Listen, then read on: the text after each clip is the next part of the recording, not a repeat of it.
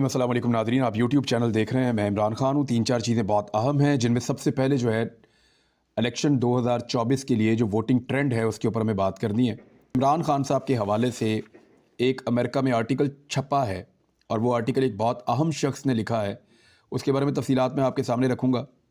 दूसरा, कुछ आम ख़बरें हैं जिनमें एक ये है कि जो तोशाखाना का तफसीली फ़ैसला है वो भी आ गया है। सबसे पहले वहीं से शुरू कर लेते हैं, बाकी चीज़ें मैं आपके सामने एक एक करके रखता हूँ। तोशाखाना का जो तफसीली फ़ैसला आया है उसमें ये 23 सफ़हात का फ़ैसला है। इमरान खान साहब का इस पर मौक़िफ़ भी आ गया है। उन्होंने कहा कि बुशरा बीबी ने और पाकिस्तान तहरीक इंसाफ के साबिक जो चेयरमैन है बानी PTI ने वज़ीर-ए-आज़म ऑफ़िस का गलत इस्तेमाल करते हुए 1573.72 मिलियन का माली फ़ायदा हासिल किया। ये इल्ज़ाम इस फ़ैसले में लगाया गया है और इस फ़ैसले के मुताबिक बुशरा बीबी को गैर मुल्की सरबराहान से 108 तहाइफ़ मिले। सऊदी वली अहद से इमरान खान की अहलिया ने एक ज्वेलरी का